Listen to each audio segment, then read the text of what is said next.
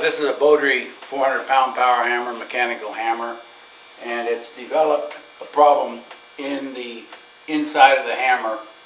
The rolls that are on the bottom of this spring have flattened out, and it's cutting a channel in here that I can't tolerate. I'm protective of the hammer. It's my go-to machine when I'm making Damascus or anything else that needs to be reduced fast. So we're going to try to get it fixed up so we can use it.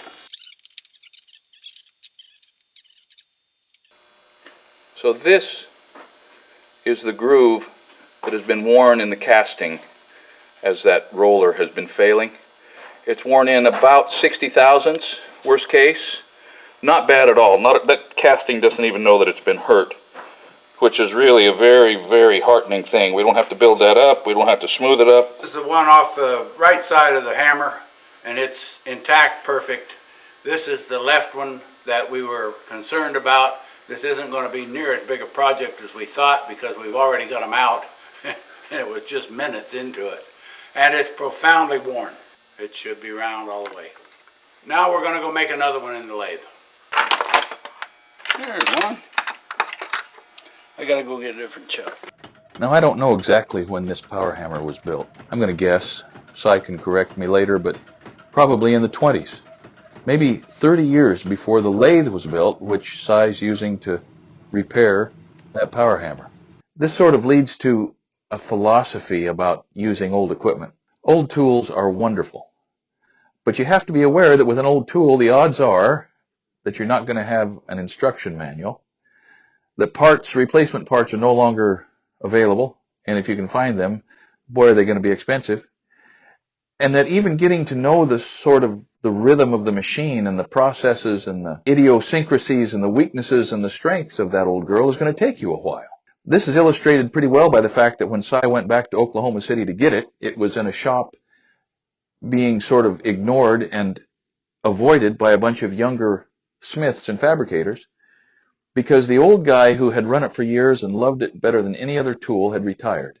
And with him went the knowledge of the tricks and the secrets and the sensitivities and how to oil and how to tighten and how to adjust and how to track the belt that was necessary to make this thing run smoothly. So Cy brought it home, and it took him a couple months to sort of regain that ground, but he has it. He knows how this thing works. And if you get a chance to buy an old tool and you look it over carefully and there are no big cracks or breaks or funny wear marks that indicate something terribly out of line, or if it has a big leak somewhere, you can tell that you might be able to replace that seal, and you're willing to invest the time to get intimately acquainted with the old girl, you might have something that will change the productivity and the capacity of you and your workshop.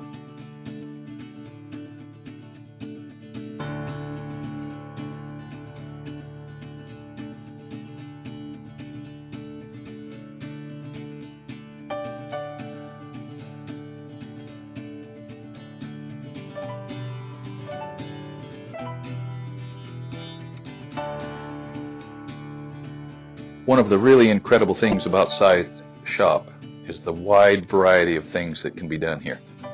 Got to make a new roller for a Beaudry Power Hammer? No problem. I've got just the tool to do that. So we go into the adjoining room where he has a 1953 Monarch lathe, state-of-the-art 1953, reliable, accurate workhorse of a lathe today, and he goes to work. He grabs a piece of 3-inch shaft that just happened to be in stock, laying on the floor, been there for a long time. He stops to grind a new cutting tool out of carbide, knows how to do that. By the time he's done, including the absolutely unforgivable use of an angle head grinder in the jaws of your lathe, he has exactly the right tool. Cy doesn't care much about niceties, and his sensibilities about tool use are entirely oriented to let's get it done, and get it done right, and get it done now. We're going to put these rollers back in these springs, and then we're going to lift the springs back up into the spring box, and then we're going to tighten this nut. It should be relatively straightforward if we can raise these and they go back in there. This one's a little bit out of whack, but I think we can move that once we get the first one started.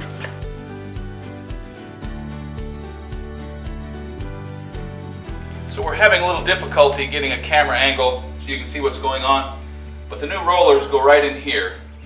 And so now these springs need to be lifted to get back inside this spring box, which holds the top and the tension.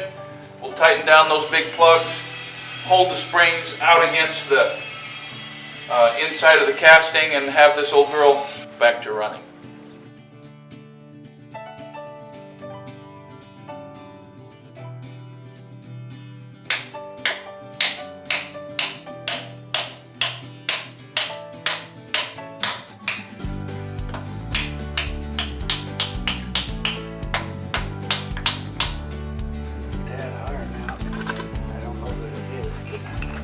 Look.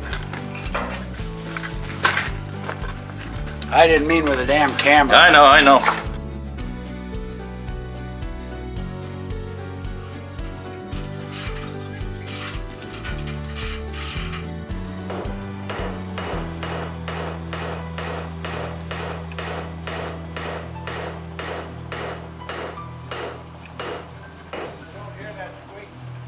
Sweet.